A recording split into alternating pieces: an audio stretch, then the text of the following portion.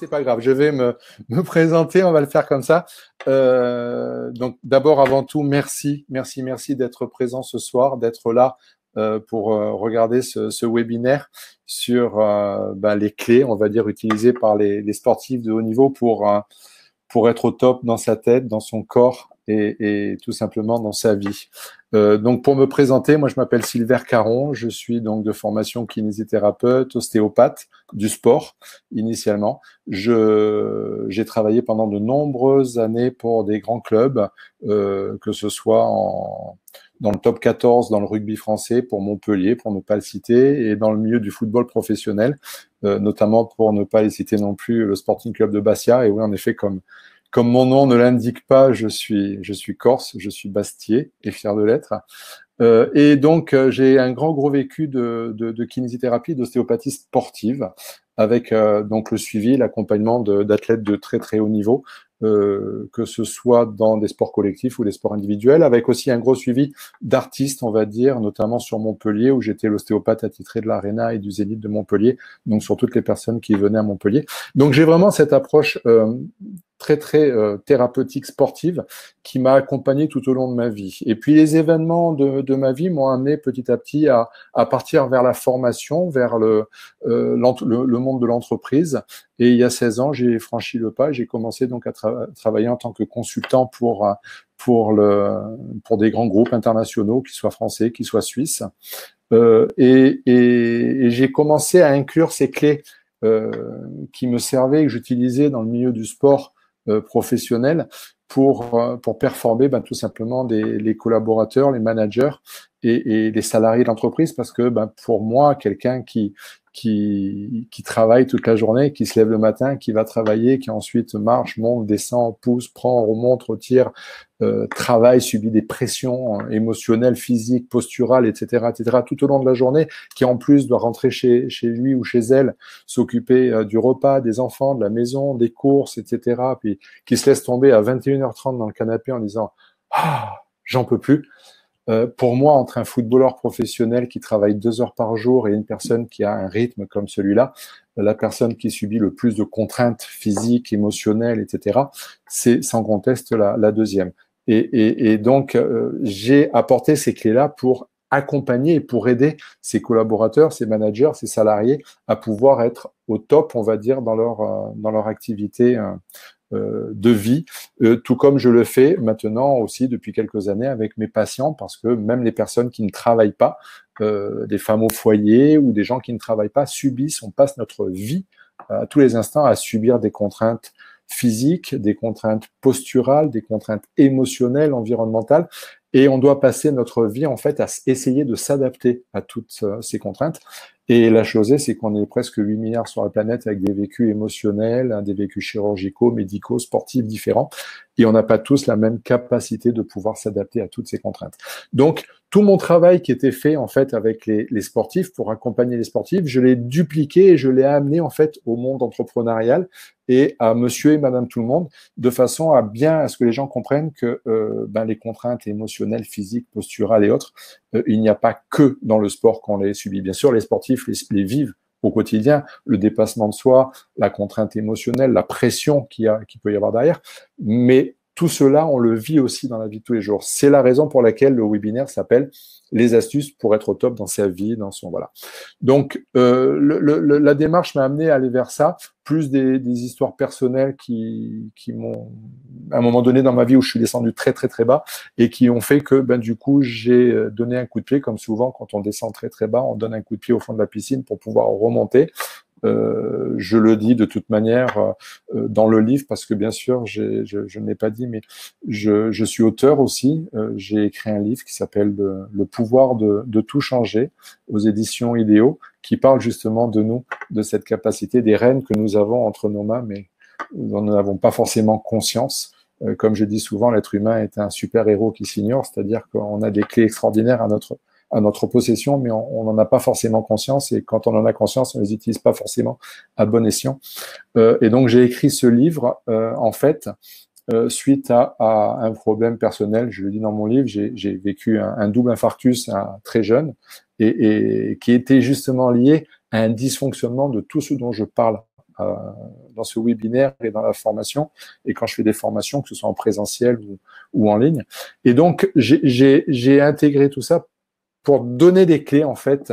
Je passe mon temps à dire, j'essaye de donner des clés et de montrer des portes pour que les gens puissent ouvrir les portes avec les clés, et voilà, et de les accompagner dans ce sens. Après, bien sûr, le fait de le faire ou pas, d'ouvrir ces portes avec ces clés, c'est le libre choix de tout un chacun, hein, c'est le libre arbitre.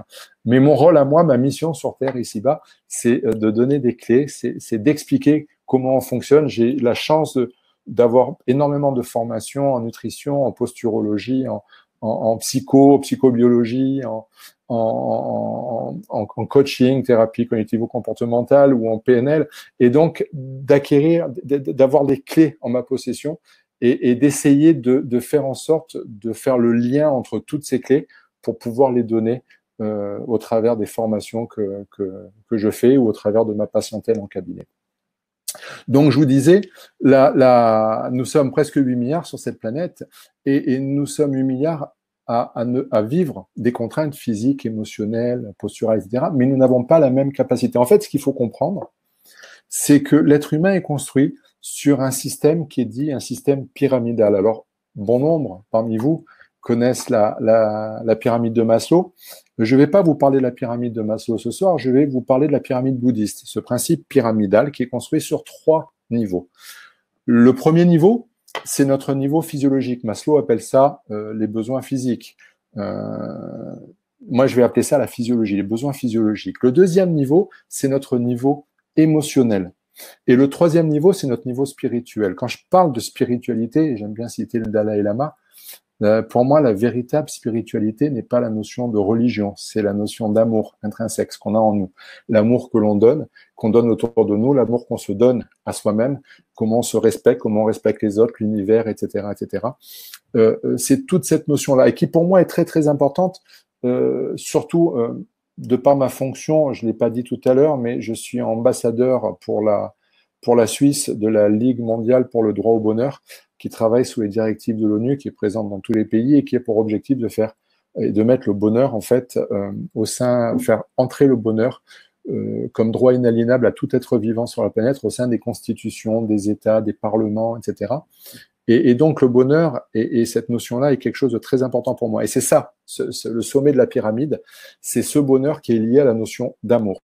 Toujours est-il que nous sommes construits sur ce principe pyramidal. Et en tant que thérapeute, je vois trop souvent des gens en souffrance, que ce soit en entreprise, en tant que formateur, ou que ce soit en cabinet, des gens en souffrance, soit émotionnelle, soit physique. Et dès que des gens sont en souffrance, on le sait, 95%, 95% pour nos amis belges et nos amis suisses, qui peut-être nous regardent, certainement nous regardent, sont liés on va dire, à nos émotions. Et on le sait. Et de fait, que font les gens dès que c'est lié au système émotionnel, ils vont aller travailler sur les schémas émotionnels, sur les peurs, sur les croyances, sur les valeurs, etc. On en parlera. Mais on peut travailler sur tout ça. Vous savez, une pyramide, pour qu'elle soit stable, il faut que la base soit bien équilibrée, soit bien ancrée, soit stable. Et dès qu'une pyramide a sa base qui n'est pas stable, qui n'est pas respectée, la pyramide est instable.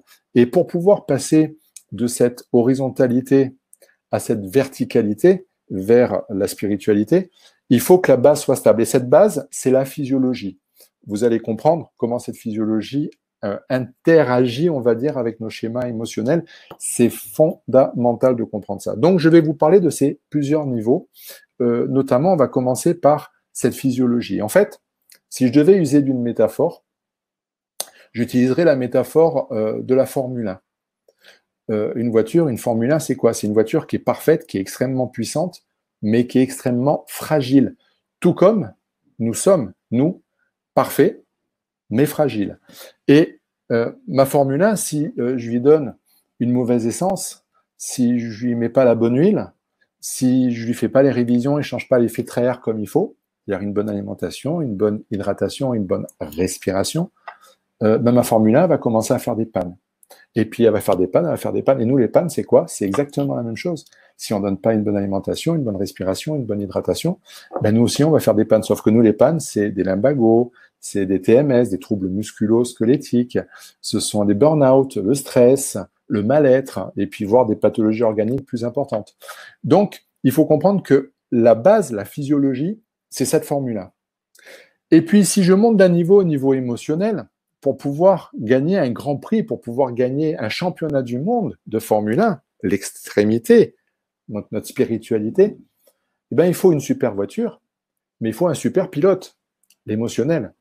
Et le super pilote, ça va être, je vais prendre un exemple, comme je dis en formation, Alain Prost, par exemple, ou plus récemment Alonso. Si je prends un Alonso et que je le mets dans une voiture, donc super émotionnelle, super pilote, mais que je le mets dans une voiture qui est pourrie et qui ne marche pas, il a beau être tout Alonso qu'il soit, il gagnera jamais le championnat du monde de Formule 1 parce que la voiture ne le fait pas. Et puis si je prends une super voiture, une Ferrari, mais que je mets un pilote débutant dans la Ferrari, eh bien pareil, on ne gagnera jamais le Grand Prix de Formule 1. Pour pouvoir atteindre le haut, il faut la super voiture, il faut le super pilote, et on atteindra son objectif qui est championnat du monde. Donc en fait, c'est cette construction pyramidale qui est la base de tout mon travail et qui est la base des clés que je donne derrière. Et on va commencer par le premier niveau. Le premier niveau, c'est tout simplement cette physiologie. Et là, je vais parler de quelque chose de très important. J'en ai parlé un petit peu juste précédemment. Je vous ai dit, on passe notre vie à subir des contraintes physiques, des contraintes émotionnelles, des contraintes posturales, environnementales, sociétales, peu importe. Et on n'a pas tous le même vécu. Et on le sait, on est tous uniques, on est tous différents. Et de par cette unicité, forcément, on n'a pas tous la même capacité de pouvoir s'adapter à ces contraintes. Et cette capacité, ce que j'appelle la capacité d'adaptation, qu'elle soit posturale, émotionnelle, sociétale ou environnementale, peu importe, cette capacité d'adaptation, paradoxalement, elle est liée à trois choses très très simples qui sont nos trois premiers besoins fondamentaux. Alors, nos trois premiers besoins fondamentaux, quels sont-ce? Tout simplement, le tout premier, décrit selon Virginia Anderson, qui est une célèbre infirmière qui a décrit les 14 besoins fondamentaux de l'être humain. Les trois premiers, c'est tout simplement, en premier, c'est respirer. Je respire, je vis, je respire plus. 4 à 5 minutes. Pour tout le monde, au bout de 4 à 5 minutes, c'est coma. Et après, ça peut être la mort. L'hydratation, deuxième besoin fondamental. Je m'hydrate, je vis, je m'hydrate plus, je vis plus. 4 à 5 jours. Et le troisième besoin fondamental, l'alimentation. Je m'alimente, je vis, je ne m'alimente plus 4 à 5 semaines. Et c'est coma, s'il n'y a pas les apports en nutriments, en minéraux nécessaires pour notre équilibre, coma et mort. Donc, ces trois premiers besoins fondamentaux, ce sont eux qui vont faire que nous sommes en bonne santé ou pas, que nous allons performer ou pas, que nous allons avoir du stress ou pas, tout simplement que nous serons heureux ou pas. Et les gens n'en ont pas, franchement, sincèrement, je le vois en entreprise et je le vois en cabinet, les gens n'ont pas fondamentalement conscience de l'importance de ces besoins fondamentaux. On sait qu'il faut bien manger, on sait qu'il faut s'hydrater, on sait plein de choses, mais comme je dis souvent, il y a ce qu'on sait et qu'on ne fait pas, il y a ce qu'on sait et qu'on n'arrive pas à faire, et puis il y a ce qu'on sait qu'on pense savoir. Et les clés dont on va parler aujourd'hui sont principalement pour travailler là-dessus, parce que sur ces trois besoins fondamentaux, parce qu'ils sont tellement importants pour le sportif, pour pouvoir performer. S'il ne respire pas bien, un sportif, il n'a plus d'oxygénation, il n'a plus tout son équilibre neurovégétatif, il a plus ses pushs, on va dire, de neurohormones qui vont le pousser, etc. Tout simplement lié à une mauvaise respiration, lié à une mauvaise alimentation, etc., etc. Enfin, vous allez comprendre tout ça, c'est absolument extraordinaire quand on comprend ça et quand on le reporte à notre vie de tous les jours. Et c'est ça qui est fondamental, parce que notre vie de tous les jours, c'est du sport. Donc, on va parler de ces besoins fondamentaux. Le tout premier besoin fondamental, on va parler de la respiration, l'impact de la respiration. Alors, bien sûr, dans ce webinaire, je vais parler de tellement de choses que je ne peux pas décortiquer la respiration et parler de tout sur la respiration. Et puis, ça fera l'objet, je le dis tout de suite, j'enlève tout de suite le suspense. Normalement, on aurait dû le dire à la fin du webinaire, mais il y aura un autre webinaire sur la respiration et l'impact biomécanique, viscéral, neurohormonal de la respiration dans notre équilibre de vie, dans notre bonheur, dans tout notre vie. Mais on en reparlera en fin de webinaire. Il va y avoir, dans tous les domaines dont je vais parler, il va y avoir des webinaires qui suivront pour décortiquer justement tout ça. Aujourd'hui, je voudrais balayer pour que vous preniez conscience de comment nous fonctionnons, comment nous sommes, comment tout est relié, tout est uni, tout a un impact sur tout. C'est un concept très ostéopathique. Et il n'y a pas une chose qui n'ait pas un impact sur autre chose. Et vous allez voir l'impact que ça a. Je prends l'exemple de la respiration. La respiration, très souvent, quand je suis en formation et que je demande aux gens de respirer, les gens me disent non, moi je sais respirer. J'ai fait de la sophro, j'ai fait de la méditation, 3 fois, 4 fois par semaine, tous les jours même. Je fais du chant, je fais du théâtre, je fais des arts martiaux.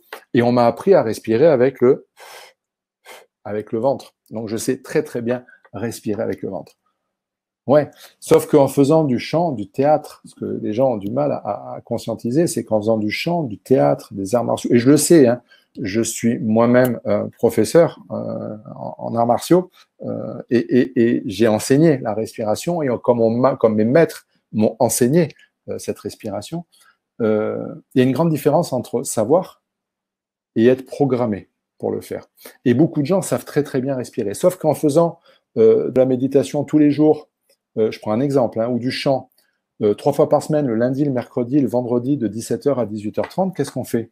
Eh bien, on programme son cerveau, ce qu'on appelle nos voies neuronales, pour bien respirer, notre corticalisation, pour bien respirer tous les lundis, tous les mercredis, tous les vendredis, de 17h à 18h30. Et dès qu'on sort de ça, eh ben, on se remet comme 90, 95%, 90 à 95% pour les Belges et pour les Suisses, on se met à nouveau à avoir une respiration dite paradoxale, c'est-à-dire une respiration inversée. Et ça, c'est tout simplement lié à des mécanismes qui sont ancrés en nous, tout simplement depuis la plus tendre enfance, en général entre 6 ans et 12, 13 ans, où en fait, jusqu'à l'âge de 6 ans, un enfant sait très très bien respirer.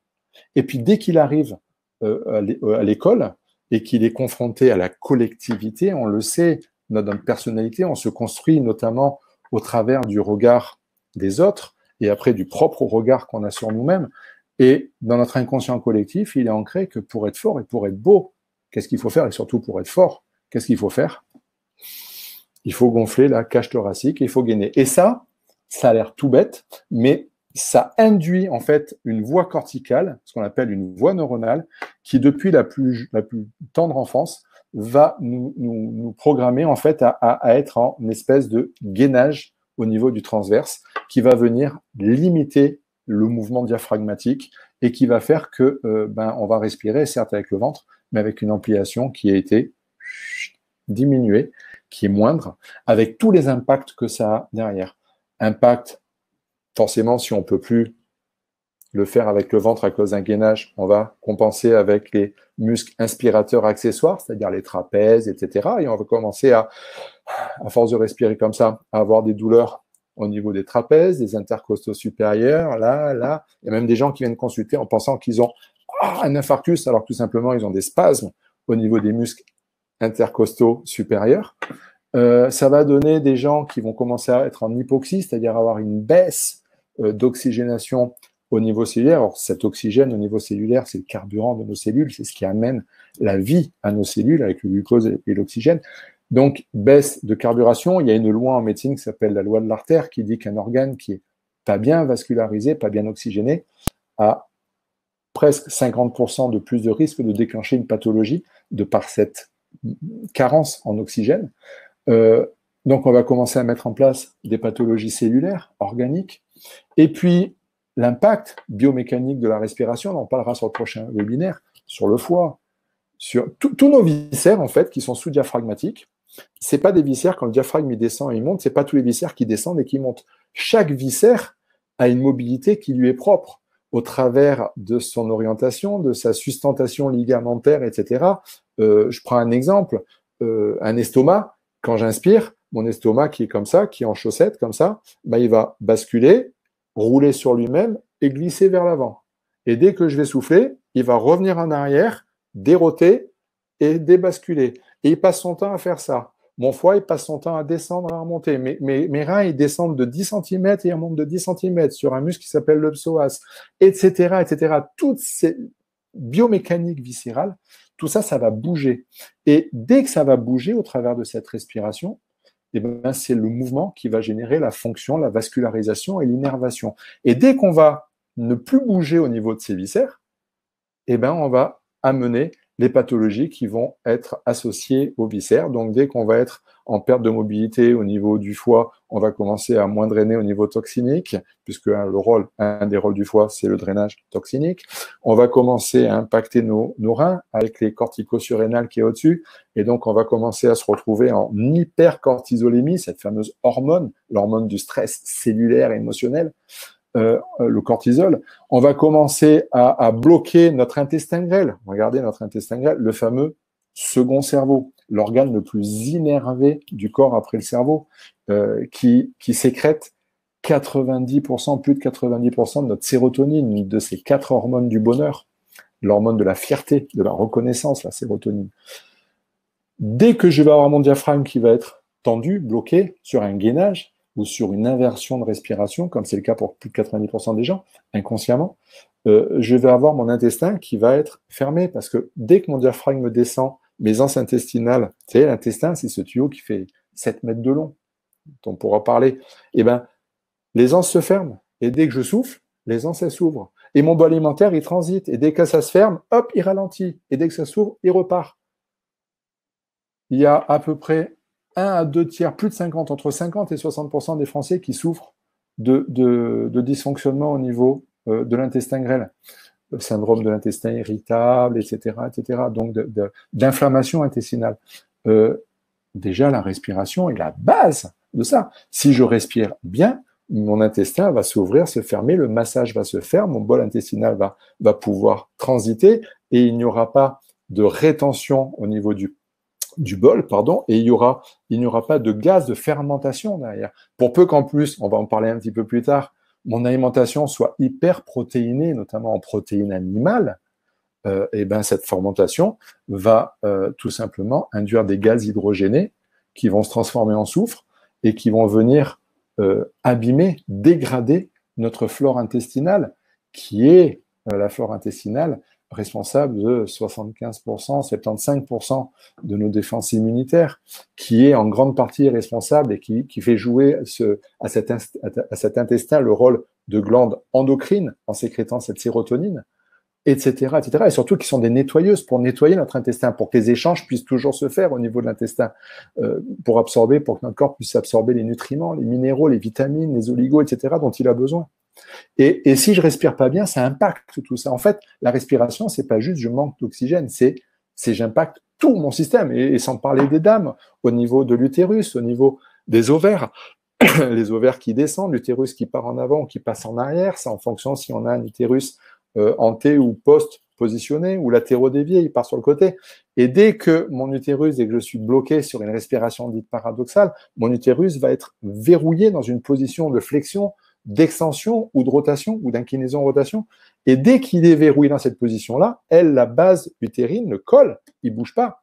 Et il va y avoir une espèce de cisaillement qui va se créer et qui va générer une baisse de la vascularisation au niveau utérine. Donc des pathologies qui peuvent arriver derrière. Donc ça impacte la respiration, impacte véritablement l'ensemble de notre physiologie, de notre biologie.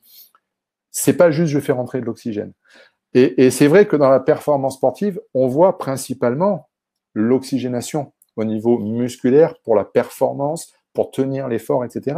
Mais la respiration va bien au-delà. C'est pour ça que j'aimerais faire, et on a prévu de faire un webinaire entier dédié avec, je le dis, l'immense bonheur d'avoir des grands champions, triple champions du monde, on en parlera tout à l'heure, qui seront présents, des champions olympiques, des champions du monde, champions de France, champions d'Europe, qui seront présents avec moi pour parler de la respiration.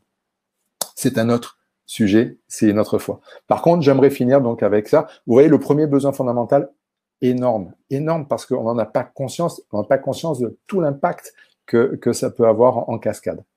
Deuxième besoin fondamental, l'hydratation. Alors là, pareil, quand je fais des formations, j'entends très souvent les gens me dire « Ah, mais moi, d'un point de vue hydratation, je suis au top. Ça fait 20 ans que je bois 1,5 litre d'eau par jour, donc je ne peux pas être déshydraté. » Et pourtant, vous allez vous rendre compte, en suivant ce webinaire et puis en écoutant les webinaires suivants, on peut boire 1,5 litre d'eau par jour depuis 20 ans et être totalement déshydraté.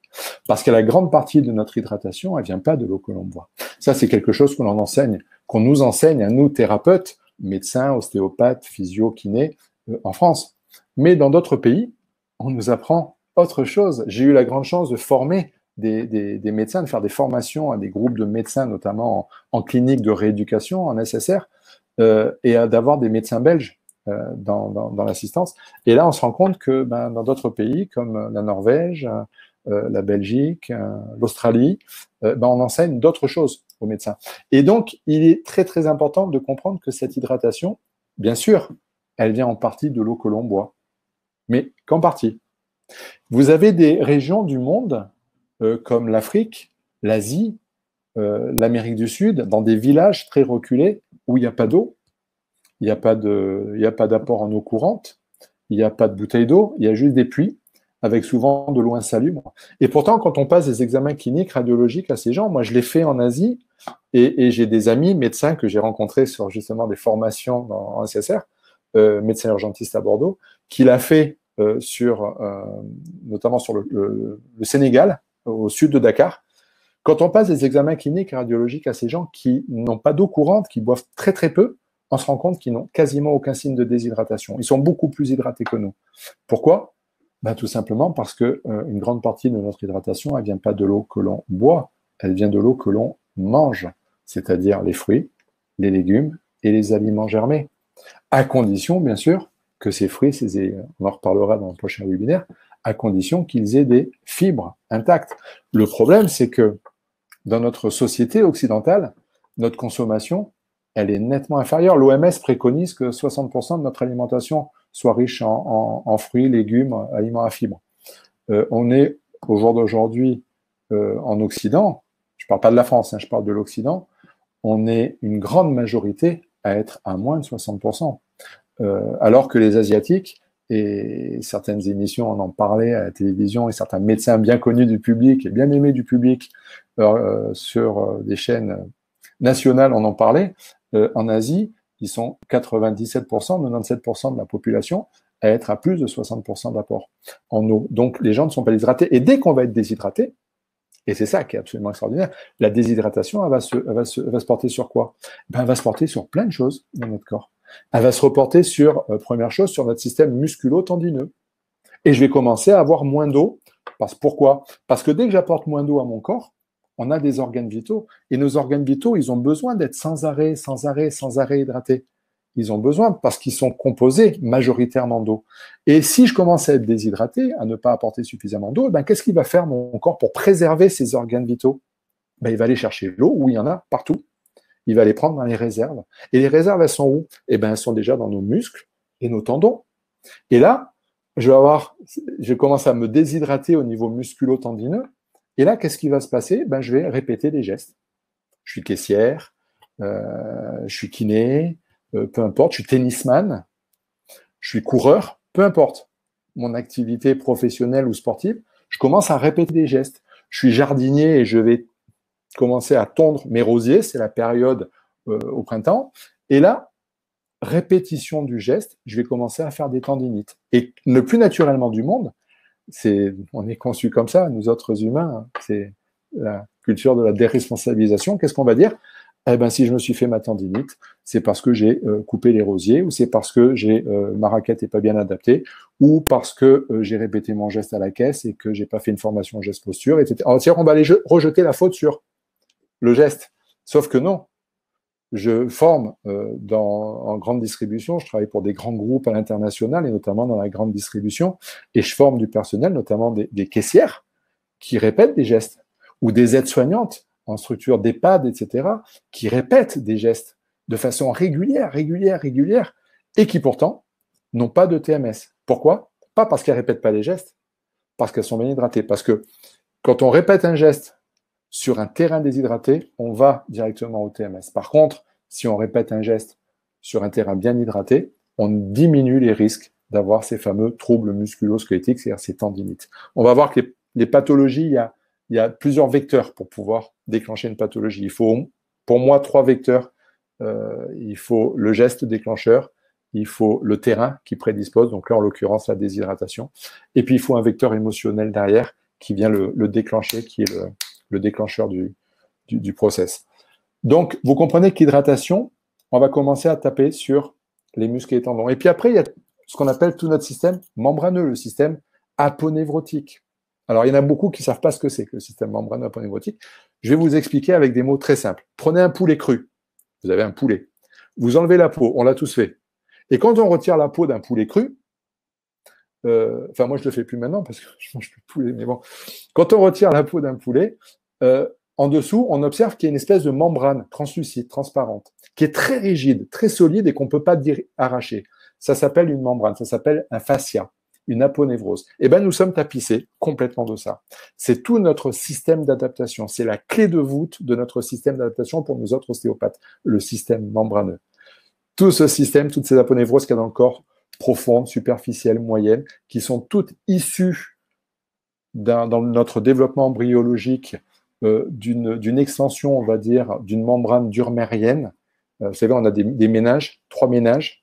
La plus externe, c'est ce qu'on appelle la durmère. Il y a la pimère, l'arachnoïde, et la plus externe, c'est la durmère. Et bien cette durmère, quand on grandit dans le ventre, développe dans le ventre de sa maman, elle fait une expansion qui descend et qui vient tapisser, on va dire, tout notre corps, tous les organes. Ça va tapisser le foie, ça va tapisser l'estomac. Puis quand ça va se réunir entre le foie et l'estomac, ça va faire un accolement et ça va créer un tendon, le tendon hépato-gastrique, etc., etc. Enfin bref, on est conçu de toutes ces membranes-là. Et ces membranes, elles ont une particularité, elles ne sont pas extensibles. Par contre, elles sont souples. Et dès qu'on va commencer à être déshydraté, le corps va aller puiser dans ces membranes. Et ces membranes qui sont souples, elles vont commencer à se densifier. Et on va commencer à avoir une capacité d'adaptation émotionnelle et physique qui va diminuer. Donc, il faut impérativement faire attention à cette hydratation concernant ces systèmes membraneux. Et puis, le plus important concernant cette hydratation, pour finir là-dessus, c'est concernant notre système discal. Je suis atterré en France, en Occident, c'est 95%, 95% de la population française qui souffre de discopathie. Une discopathie majeure qui touche quasiment tout le monde, C5, C6. Quasiment tout le monde en a. Et c'est tellement fréquent d'avoir une discopathie C5, C6 que dans l'enseignement de la médecine, où nous autres, médecins, kinés, ostéos, on nous enseigne que c'est une discopathie dite fonctionnelle, c'est-à-dire qui est liée à la fonction de bouger la tête. Oui, sauf que quand on passe des examens cliniques et radiologiques, notamment en Afrique, vous savez, à ces Africaines qui ont 80 kilos sur la tête et qui vont faire 20 km dans la savane pour aller porter leur culture avec le bébé dans le dos, eh ben on se rend compte que ces Africaines, elles n'ont pas de discopathie, C5, C6. Pourtant, elles bougent la tête comme nous, et en plus, elles ont 80 kilos sur la tête. Ce qu'il faut comprendre, c'est que notre disque est composé de 2 parties, un noyau et un anneau, et que l'ensemble de ce disque est composé à plus de 90%, 90% d'eau. Et l'eau, elle a une particularité mécanique, physique, qui est bien connue en mécanique des fluides, c'est que l'eau, elle est absolument et totalement incompressible. Quand je prends de l'eau, je peux mettre la pression que je veux dessus. Si prenez une bouteille en verre, remplissez-la à ras-bord, essayez de faire rentrer un bouchon dans la bouteille en verre, vous n'y arriverez pas. Le seul moyen pour que le bouchon rentre, c'est que il y ait de l'eau qui sorte. Et c'est exactement la même chose au niveau discal. L'eau, c'est incompressible. C'est la raison pour laquelle des sumotori au Japon qui font 200 kilos et qui en plus prennent des mecs en face d'eux qui font 200 kilos pour les soulever et les jeter par terre, eh bien, quand on passe des examens cliniques et radiologiques à ces sumotori, ils n'ont absolument aucune pathologie discale puisque l'eau, c'est incompressible. Maintenant, si je commence à être déshydraté, mon corps, il va les prendre. Et il va les prendre où? Ben, là où il y en a le plus. 33 étages vertébraux. Dans le noyau c'est 95% d'eau, et cette eau elle va commencer à migrer. Et mon noyau, il va perdre de son eau. Et en perdant de son eau, qu'est-ce qu'il va perdre? Ben, il va perdre de son incompressibilité. Et là, inéluctablement, qu'est-ce qui se passe? Eh ben, les plateaux vertébraux vont commencer à, gravité faisant, à se rapprocher. Je rentre dans un process de discopathie, de tassement discal, de pincement discal, voire plus, avec protrusion et hernie discale, parce que l'anneau aussi est composé majoritairement à 80% d'eau. Donc, s'il reste que des fibres et qu'il n'y a plus d'eau, des fibres sans eau, ça fait comme des déserts africains sans eau, des terres toutes craquelées, toutes fissurées. Et là, je me retrouve avec un noyau tout mou et un disque tout fissuré. Et là, ben, je fais le truc qu'il ne faut pas faire, je me penche en avant pour ramasser quelque chose, et là, badaboum. Et en fait, dès qu'il y a le badaboum, on va dire, ah ben c'est parce que je me suis penché pour prendre quelque chose. Non, c'est parce que tu t'es penché pour prendre quelque chose avec un disque qui est complètement déshydraté. Parce que si tu n'as pas le disque déshydraté, tu peux te pencher tant que tu veux. Au pire, tu auras un spasme musculaire, mais tu n'auras jamais de discopathie ou de pathologie discale. Donc, c'est vraiment l'important de comprendre ces mécanismes d'un point de vue hydratation et de se rappeler que cette eau, c'est principalement au travers de notre alimentation. Le problème, chez nous autres occidentaux, c'est que nous ne mangeons pas suffisamment. Quand on prend les Asiatiques, par exemple, on regarde et on voit que les Asiatiques, il y a des fruits, des légumes et des aliments germés à tous les instants de tous les repas, partout. Nous autres, qu'est-ce qu'on mange? On mange principalement des aliments inertes. Les aliments inertes, c'est quoi? C'est les protéines, ce sont les céréales, ce sont les féculents en général, donc toutes les protéines animales principalement. Et tout ça, ça contient pas d'eau. Les produits laitiers, le volaille, le poisson, les œufs, etc., etc. Tout ça, c'est même quand il y a de l'eau, c'est pas de l'eau qui hydrate. Pourquoi? Parce qu'il n'y a pas de fibres. Donc, je parle des produits laitiers. Hein. Donc, résultat des courses, sans même nous en rendre compte, on est en déshydratation majeure. Et dès qu'on est en déshydratation majeure, on va... et même quand on mange des fruits et des légumes, très souvent, on les mange mal. Regardez les Asiatiques, pour revenir aux Asiatiques, vous allez certainement manger asiatique et vous remarquerez que les Asiatiques, quand ils cuisinent au wok, les légumes sont très souvent craquants, croquants, al dente. En fait, ils ont des fibres. Nous, quand on mange, quand on fait une soupe, on la fait cuire, on la fait cuire, on la fait cuire. Puis une fois qu'elle est bien cuite, on va la mixer pour bien détruire les fibres. Puis une fois qu'elle est mixée, on va continuer à la faire mijoter pour lui donner du goût. Les ratatouilles, on va les faire cuire, cuire, cuire, les courgettes, etc. C'est bien cuit, bien cuit. Plus c'est mijoté, meilleur c'est. Et c'est vrai que c'est bon. Le problème, c'est que ça n'hydrate absolument plus. La grande mode en Occident des extracteurs de jus, alors qu'un mixeur, c'est vendu 29 €, un extracteur 500 € en moyenne, sauf que le mixeur, il garde toutes les fruits, toutes les fibres. L'extracteur de jus, il garde rien du tout. Il extrait, c'est son nom, enfin, il est fait pour ça. Et avec cette mode des extracteurs de jus, on se retrouve avec une alimentation qui a des vitamines, etc., certes, plein de choses, mais qui est complètement exsangue de ces fibres. Et donc, ces fibres, vous allez voir que d'un point de vue hydratation, bien sûr, elles sont importantes pour permettre à notre intestin, on va dire, de retenir l'eau dans tous les processus de digestion, mais pas que. Ces fibres, elles sont aussi responsables au niveau de notre alimentation, on va en parler un peu plus tard, des fameux index glycémiques qui montent ou qui baissent en fonction des fibres. Parce que ce qui fait que notre intestin reconnaît un glucide comme un glucide complexe, ce sont les fibres. Dès qu'il n'y a plus de fibres, notre intestin le reconnaît comme un glucide à assimilation rapide. Et donc l'index glycémique monte. Et on va voir dans une deuxième partie l'alimentation ce que ça donne. Donc vous comprenez que cette hydratation, elle est fondamentale. Il faut remettre des fruits, des légumes dans notre alimentation. Et puis le troisième besoin fondamental, c'est tout simplement, c'est notre alimentation.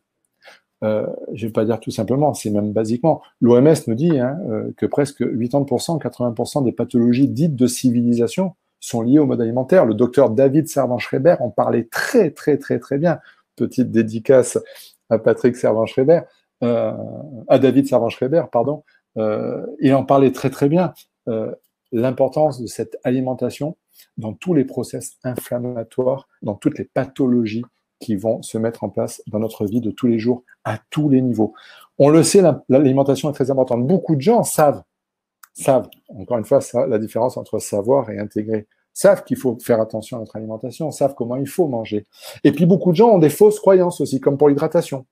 Je pense savoir, je pense bien faire. Il y a plein de gens qui pensent bien faire en buvant beaucoup d'eau, mais en mangeant pas de fruits et légumes, ou en mangeant beaucoup de céréales, etc. Et il y a plein de gens qui pensent bien faire en faisant certaines choses au niveau de l'alimentation. Sauf que je suis pas là pour parler de régime, de choses comme ça. Je suis là pour parler que de physiologie.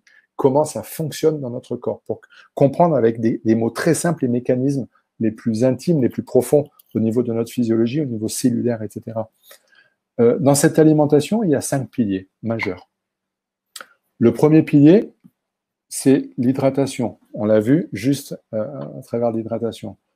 Le deuxième pilier, c'est ce qu'on appelle les apports toxiniques, c'est-à-dire comment notre alimentation nous apporte, nous fournit des toxines. Alors, on va voir qu'il n'y a pas que l'alimentation qui fournit des toxines. Il y a l'environnement, il y a la pollution, il y a les prises médicamenteuses, il y a le stress, il y a le sport.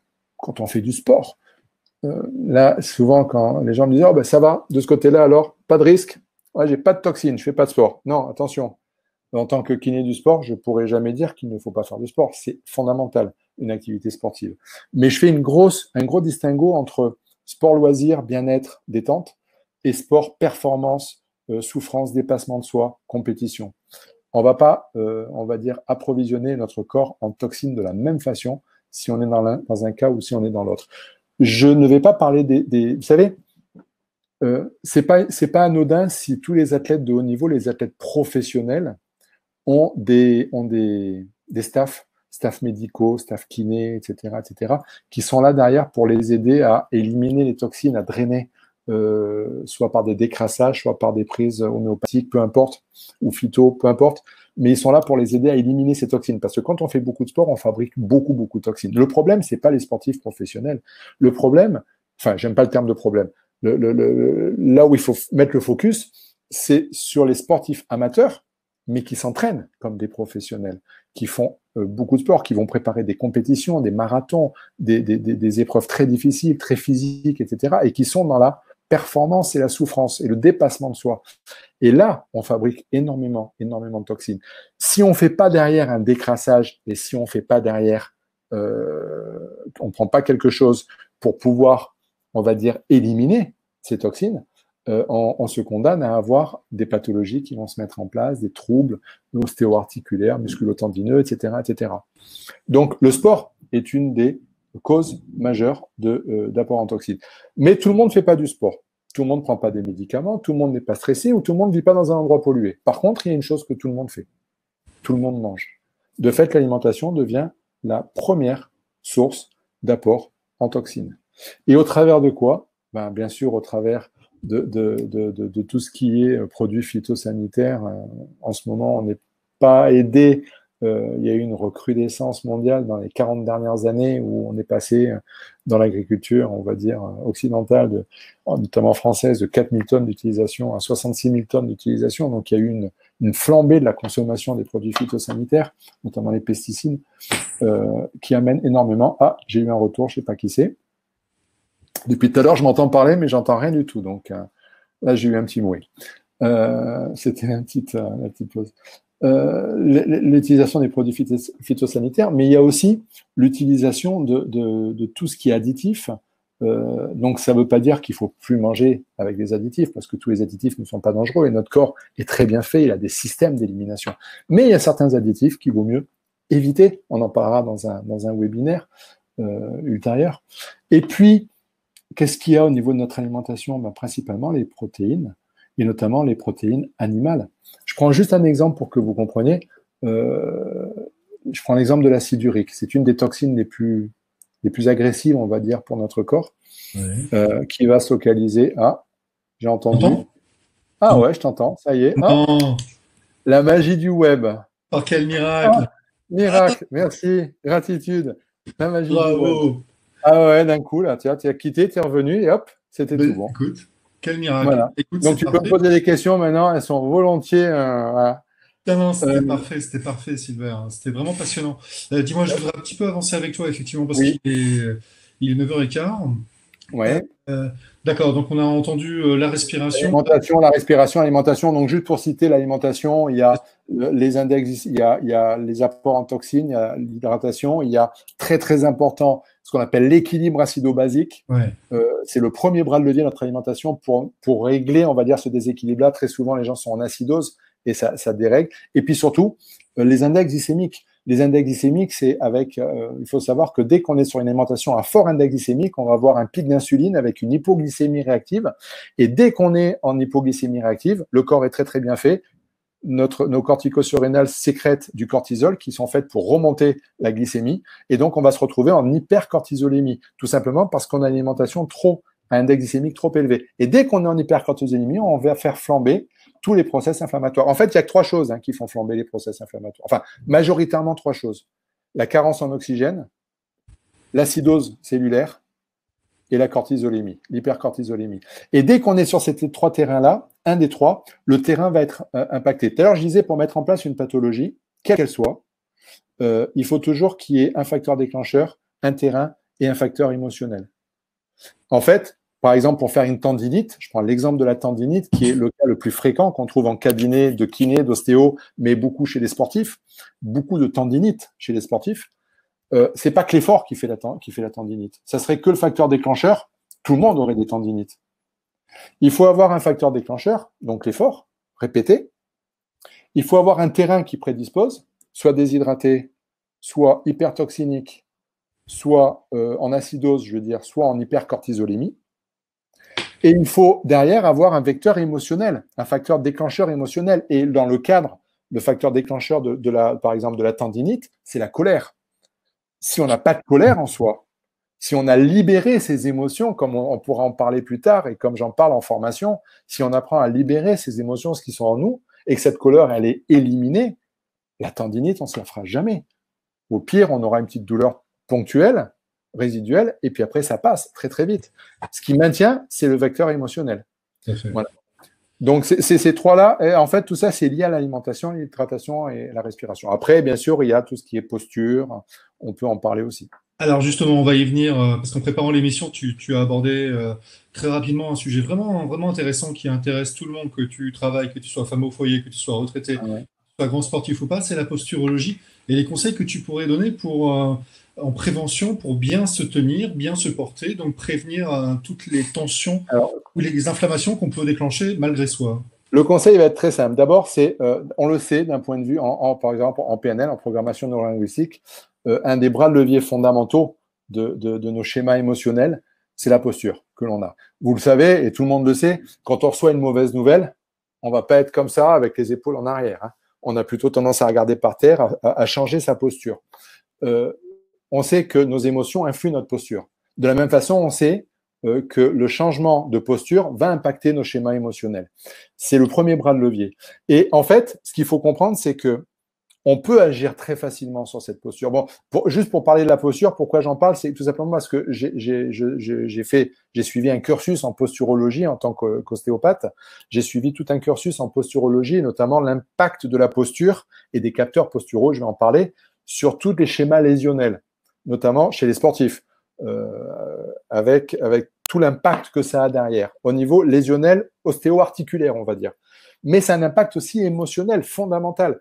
Et c'est très facile pour quelqu'un qui a, par exemple, qui vit des choses difficiles, en changeant sa posture, il va changer les leviers électriques, neuroélectriques et neurochimiques dans son corps. Neuroélectriques, on sait que des études ont été faites là-dessus, sur des modifications de posture, ce qu'on appelle les postures fermées et les postures ouvertes, sur impact sur les électroencéphalogrammes qui changent, les électromyogrammes qui changent, les électrocardiogrammes qui changent. Donc l'impact électrique, il est absolument fondamental et il impacte toute notre physiologie au travers de ces schémas électriques.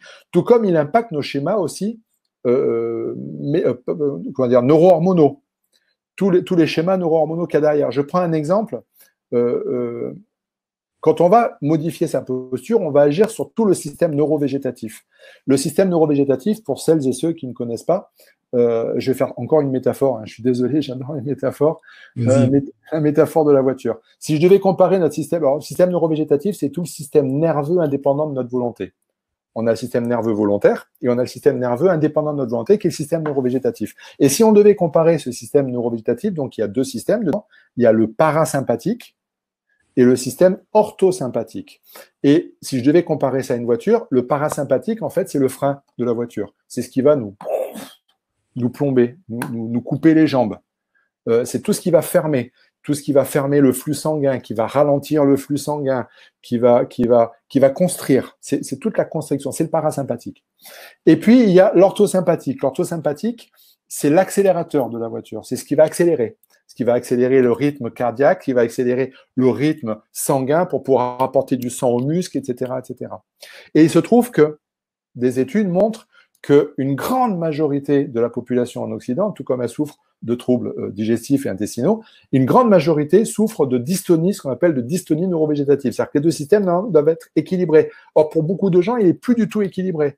Pourquoi ? Parce que les schémas électriques et neurophysiologiques sont perturbés par des postures perturbées, posture au travail. C'est la raison pour laquelle je m'investis énormément en Suisse, notamment au niveau, j'en ai parlé en préparation avec toi, François, de tout ce qui est workplace strategy, c'est-à-dire les stratégies d'environnement de travail dans les entreprises, de façon à permettre aux collaborateurs, aux salariés de pouvoir être mieux dans leur corps en impactant la posture qu'ils ont au travail. C'est fondamental parce que cette posture, c'est ce qui permet d'accélérer, de ralentir et d'équilibrer surtout.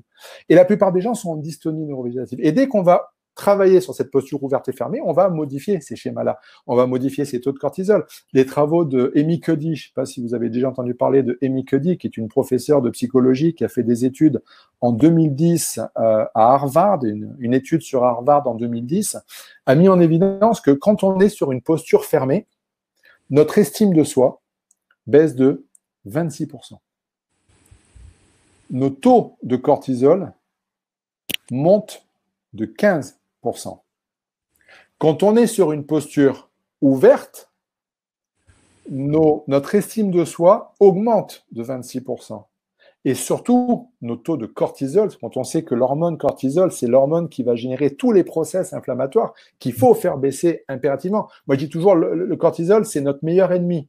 Si on est vivant au jour d'aujourd'hui, sur cette planète, moi à vous parler et vous à m'écouter, c'est parce que on a ce cortisol qui a permis à nos ancêtres de pouvoir rester vivants. C'est l'hormone de la survie, le cortisol. Mais l'hypercortisolémie n'est pas bon. Et dès qu'on va être sur une posture ouverte, on va faire baisser le taux de cortisol de 25%. C'est-à-dire le différentiel, il est de 40% entre une posture ouverte et une posture fermée. Donc, on comprend bien que la posture est fondamentale. D'accord. Est-ce que tu peux donner un petit conseil pratique tel que tu m'avais donné Ouais, alors, premier conseil, quand on se lève le matin, première chose à faire, moi, quoi qu'il se passe dans ma vie, je le fais systématiquement. Quand on se lève le matin, première chose à faire, c'est se redresser et sourire. Même si on n'est pas bien, on s'oblige à sourire. Ça peut être dans le cabinet de toilette, dans la salle de bain, etc., etc. Peu importe. Je m'oblige pendant 1 minute au moins à afficher un grand sourire. Même s'il est crispé, je souris. Ça va mettre en place plein de processus neurophysiologiques qui vont venir, et neuroélectriques, qui vont venir impacter la journée qu'on va avoir derrière. C'est pas une vue de l'esprit, c'est juste de la neurophysiologie. C'est fondamental d'en prendre conscience. Les gens, vous savez, on se lève le matin, on est en mode automatique. Hein. Ben, comme tout le monde, on a tendance à vivre en mode automatique. On refait toujours systématiquement les mêmes choses. On est tel un automate, on va faire le café, clac, clac, on va aux toilettes, après on se lave les dents. On fait les mêmes choses. Le fait de changer et de mettre ce sourire-là change radicalement nos process neuroélectriques et neurophysiologiques. La deuxième chose que je conseille, très facile à mettre en place, on a tous 2 minutes devant nous. En 2 minutes, Amy Cuddy a prouvé scientifiquement qu'en 2 minutes, on faisait chuter de 40% de notre taux de cortisol et qu'on montait de 26% notre estime de soi et notre confiance en soi. Juste en s'obligeant pendant 2 minutes à être sur une posture ouverte. Ouais. Travaux. C'est le deuxième TED le plus vu à travers la planète, 36 millions de vues sur les postures ouvertes et les postures fermées je vous invite à aller le voir, il est absolument extraordinaire. Posture ouverte ou posture fermée de Amy Cuddy. A-M-Y-C-U-2-D-Y. C'est absolument fondamental. Et donc, en 2 minutes, on peut changer. Le seul truc, et là je vais parler en tant que thérapeute, c'est que on peut savoir tout ça, on peut avoir envie de le faire, on peut se redresser, etc. Mais on peut aussi avoir des capteurs posturaux qui nous empêchent de le faire. Et c'est tout l'intérêt du webinaire que je veux faire ultérieurement aussi, un autre webinaire sur posture et émotion. C'est comprendre, et posture et performance, quand je dis performance, c'est pas sportive, hein, c'est performance de vie, c'est comprendre qu'on peut avoir envie de changer, mais si on a des capteurs posturaux qui nous empêchent de changer, et les capteurs posturaux majeurs, il y en a 3, il y a les pieds, il y a la mâchoire, ce qu'on appelle l'occlusion, et il y a les yeux. Ce sont les 3 capteurs posturaux majeurs. Et si ces capteurs sont perturbés, en ostéo, on a coutume de dire, du moins en posturologie, que si on n'en a qu'un seul qui est perturbé, le corps s'adapte très bien. Mais dès qu'on commence à en avoir 2 de perturbés sur les 3, le corps désadapte. Et la performance diminue, les pathologies arrivent, etc., etc., et le mal-être arrive. Donc, il faut prendre conscience de ces capteurs aussi, d'où l'importance dans la formation, j'en parle, dans les formations que je fais, et sur le prochain webinaire, j'en parlerai. C'est bien de comprendre la posture, de comprendre l'impact neurophysiologique, émotionnel, etc. Mais ce qui est important aussi, c'est de comprendre que des fois, on voudrait, mais on ne peut pas. Donc, il faut corriger aussi, un tant soit peu, ces capteurs posturaux de façon à n'en avoir qu'un seul de perturbé. Et en général, on essaye de corriger les moins chers. Je prends un exemple. Ça, les lunettes. Beaucoup de gens ont des lunettes et au bout d'un moment, les lunettes, elles glissent. On passe son temps à faire ça et elles glissent. Et on fait ça. Et puis au bout d'un moment, on ne s'en rend même pas compte, mais elles sont légèrement comme ça. Et pour pouvoir équilibrer l'axe du verre par rapport à l'axe de l'œil, qu'est-ce qu'on fait? On fait ça. Inconscient. Là, j'accentue, mais on fait ça. Et en faisant ça, on modifie son schéma, notamment au niveau parasympathique, puisque le parasympathique, c'est crâne et base du crâne, première cervicale. On vient fermer et on vient stimuler le parasympathique. Et après, on s'étonne de ne pas avoir de jambes, de ne pas avoir d'énergie, de ne pas réussir, de ne pas performer, etc., etc. C'est juste, on a un capteur qui nous perturbe. Et des exemples comme ça, il y en a plein, par rapport à des hypoconvergences, quand on regarde des écrans. Vous avez remarqué qu'il y a beaucoup de gens, quand ils vous regardent pas de face. Ils vous regardent comme ça, légèrement de côté. Et en fait, ils ne font pas exprès, hein. C'est juste qu'ils ont une hypoconvergence souvent de l'œil gauche ou une hypoconvergence de l'œil droit. Et dès qu'ils se mettent en schéma comme ça, tout leur corps va se mettre dans un schéma de torsion. Le bassin va se mettre en torsion, le sacrum va adapter, la jambe courte ou longue va adapter, etc., etc. Et les gens vont commencer tout simplement parce qu'ils ont une hypoconvergence d'un œil et qui regardent leurs écrans quand ils travaillent légèrement la tête comme ça tout le temps. Ils vont commencer à avoir une douleur à la sacroiliaque à droite ou à gauche, etc., etc. Et puis après, c'est les charnières qui prennent, charnières dorso-lombaires, cervico-dorsales, et tout s'adapte. Et donc, tout simplement parce que, alors qu'il suffirait tout simplement de mettre son écran légèrement décalé pour se mettre dans l'axe de l'œil. Voilà, c'est des petites choses comme ça qui sont absolument fondamentales, qu'il faut comprendre, mais qui sont des clés parce que les sportifs, si vous regardez les sportifs de haut niveau, les performeurs, je parle des grands sportifs, c'est des gens qui sont systématiquement appareillés en gouttière. Ils sont systématiquement, les basketteurs américains, vous regardez les basketteurs américains, ils ont très souvent des gouttières au niveau de la bouche. Pourquoi? Pas pour protéger des coups, hein, parce qu'ils vont utiliser les appuis dentodontaires pour stimuler des chaînes musculo-faciales et stimuler, par exemple, s'ils vont appuyer sur la troisième canine, la canine ici, là, eh ben, ils vont aller stimuler la chaîne d'extension au niveau du quadriceps, fessier quadriceps. Donc, ça va leur donner beaucoup plus de pêche pour pouvoir performer et passer les paniers beaucoup plus facilement, etc., etc., etc. Les skieurs le font aussi. Les skieurs, souvent les skieurs de descente ont des gouttières, tout simplement pour pouvoir appuyer sur les gouttières quand ils vont serrer les dents, ils vont stimuler la chaîne musculaire. Donc cette chaîne, ce capteur postural, il est fondamental. Et c'est très utilisé, mais c'est pas du tout utilisé dans la vie de tous les jours. Et plein de gens sont en souffrance sans même savoir que c'est leur capteur postural. D'accord, c'est vraiment super intéressant. Dis-moi, pour finir, en 5 minutes, tout à l'heure, je t'entendais parler du lien que tu faisais entre la colère et les tendinites. Est-ce Oui. que tu es capable d'associer des émotions à des pathologies, à des états un peu morbides, enfin, toi, des facteurs de comorbidité, ou c'était juste un exemple parce qu'il Non, existe un? c'est un exemple, mais je peux comment dire, sur ce style de webinaire, je peux difficilement parler. Si, je peux parler des choses basiques, les douleurs cervicales, les conflits, ce qu'on appelle, ce qu'on appelle les conflits émotionnels en décodage, les conflits de direction, les conflits d'autorité, les conflits d'estime de soi, qui vont déclencher des pathologies, par exemple cervicales, des pathologies au genou, des pathologies, des conflits à la mer, avec des pathologies au niveau des tendons, par exemple. Je prends un exemple. J'ai eu un patient qui avait une tendinite sans arrêt au tendon d'Achille à gauche, qui était récurrente malgré tous les soins kinés, ostéo, les corrections, etc., etc. Et en fait, c'était un conflit à gauche, conflit à la relation par rapport à la femme, relation féminine. Et en fait, quand on comprend que cette personne-là avait un relationnel, on va dire, conflictuel, qu'il n'arrivait pas à gérer avec une personne du sexe féminin, sans citer, quand cette personne en a pris conscience et que c'était lié à cette difficulté, on va dire, de se positionner et à se séparer, on va dire, parce que le tendon d'Achille, c'est ce qui nous permet de décoller les talons, donc de la pousser, l'envol. Et c'était la difficulté à pouvoir se séparer d'eux. Quand il en a pris conscience, la tendinite a complètement disparu. D'autres choses comme ça qui peuvent être... D'accord. Je pourrais en citer des exemples au niveau du sein, à gauche, à droite, les conflits de dévalorisation en tant que mère ou en tant que femme, etc., etc. Il y en a plein, mais comme ça, je peux difficilement tout dire parce que si je dis, je vais dire vite et je veux pas que les gens le prennent en retenant que ça et en disant si j'ai ça, c'est que j'ai ça. Non, c'est beaucoup plus compliqué que ça et il faut le faire accompagner avec soit avec votre psy ou avec votre thérapeute, on va dire, qui vous suit.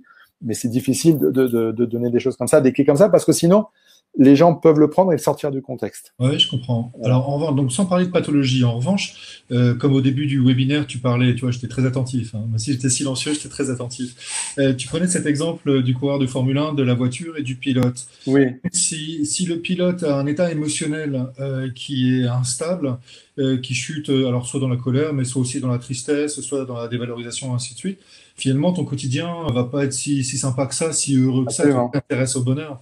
Voilà. Est-ce Absolument. que tu as des conseils? Alors, c'est pas vraiment du stress, c'est clairement des émotions. Est-ce que tu Alors, as des façons de gérer ces émotions un peu pour absolument, tout à fait. parler de la cohérence cardiaque, par exemple? Est-ce que c'est un bon Alors, exemple? c'est absolument fondamental. La respiration, très souvent, quand je travaille sur la respiration, je travaille sur la cohérence cardiaque. Pour une simple et bonne raison, c'est que nos émotions, en fait, nous reportent toujours, et ça, on en parle de plus en plus, et beaucoup de gens le savent maintenant, nous rapportent toujours soit au passé, soit au futur, soit aux autres.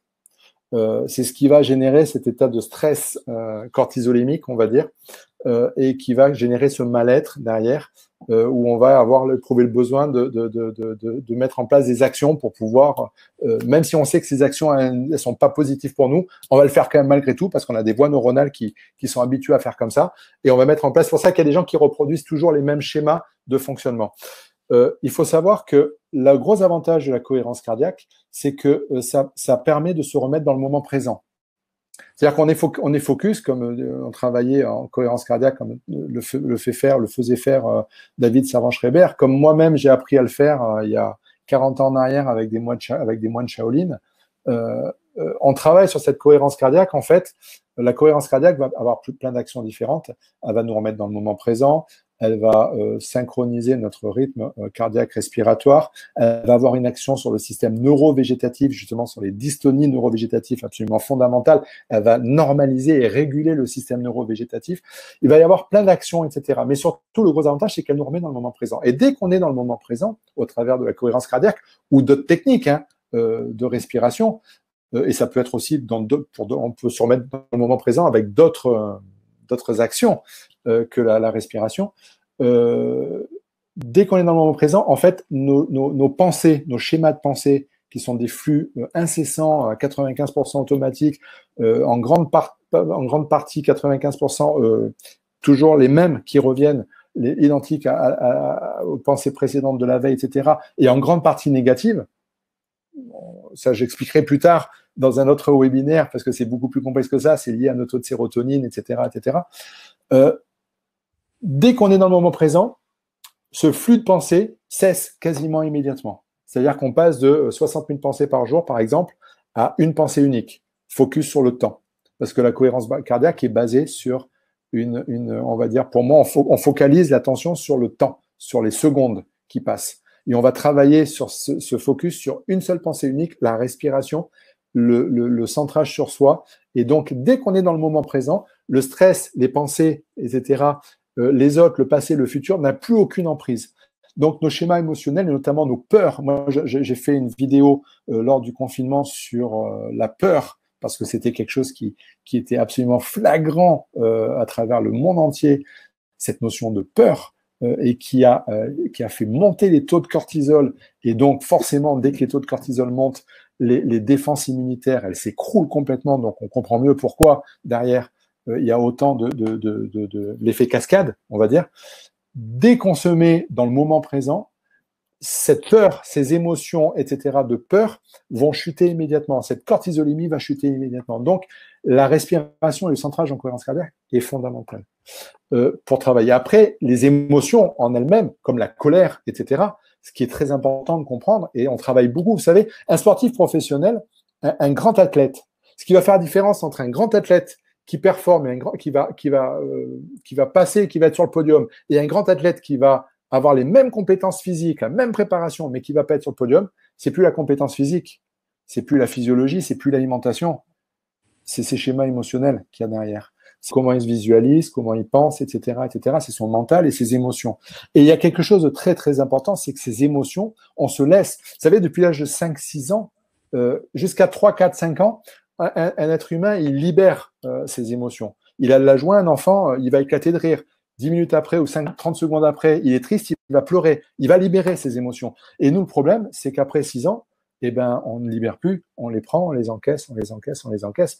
On nous dit, ah ben non, il faut pas pleurer, machin, tape pas des pieds par terre, ça se fait pas, mais que vont dire les gens s'ils te voient réagir comme ça, tatati, tatata. Donc, il y a notre éducation, notre formatage, ouais, j'aime bien le terme de formatage, comme dit Don Miguel Ruiz, qui vient faire que, du coup, on libère plus ses émotions. Et il y a une grosse partie dans cette conscience de soi qui passe sur la libération de ces émotions, ce que j'appelle la libération consciente. Il y a plein d'outils pour libérer les émotions.